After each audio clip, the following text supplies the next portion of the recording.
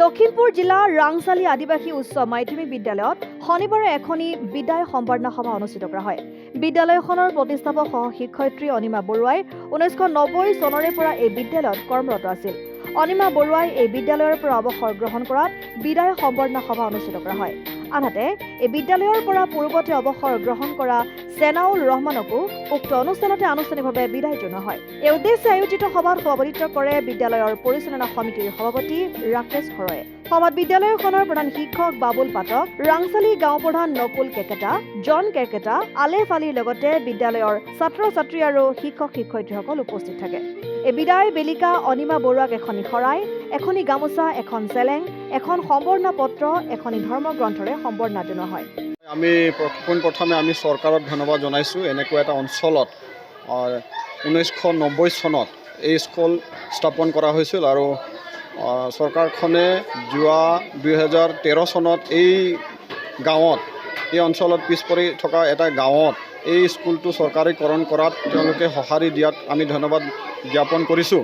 লগতে এই পিছপৰা অঞ্চলত প্ৰতি বছৰে মেট্ৰিক পাছ কৰি ল'ৰা ছোৱালীবিলাকে এতিয়া বেলেগ বেলেগ শিক্ষানুষ্ঠানৰ লগত জড়িত হৈ তেওঁলোকৰ নিজৰ কেৰিয়াৰ গঢ়িবৰ কাৰণে সক্ষম হৈছে।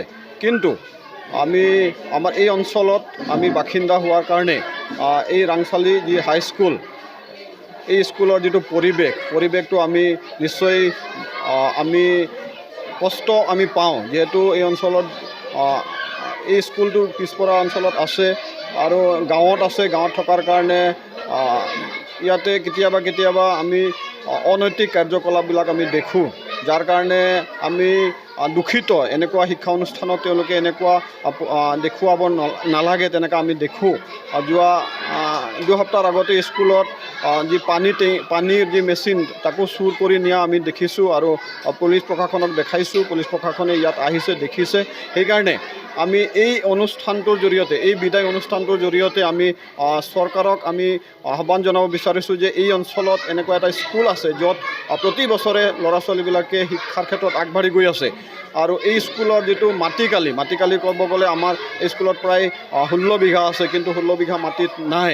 সেইকাৰণে এই যিটো 16 বিঘা মাটি আমি এই অনুষ্ঠানৰ জৰিয়তে চৰকাৰক আমি ক'ব বিচাৰিছোঁ যাতে এই যিটো 16 বিঘা মাটিৰ যিটো বাউণ্ডাৰী আমি উলিয়াই দিবৰ কাৰণে আমি অনুৰোধ কৰিছোঁ, যাতে এই বাউণ্ডাৰীৰ জৰিয়তে এটা ভাল এটা পৰিৱেশ হয়, যি পৰিৱেশৰ জৰিয়তে ল'ৰা ছোৱালীবিলাকে ভাল শিক্ষা পাব, ভাল পৰিৱেশ পাব, যাৰ জৰিয়তে আৰু আমি এই পিছপৰি অঞ্চলটো যিটো আৰু উন্নত শিক্ষাৰ ক্ষেত্ৰত যে উন্নতি হ'ব পাৰোঁ, এনেকুৱা এটা আমি এই অঞ্চলটোৰ জৰিয়তে এই অঞ্চলৰ পৰা আমি এই অনুষ্ঠানৰ জৰিয়তে আমি চৰকাৰক অৱগত কৰিব বিচাৰিছোঁ, যাতে এটা সুন্দৰ পৰিৱেশ গঢ়াত সহায় কৰে।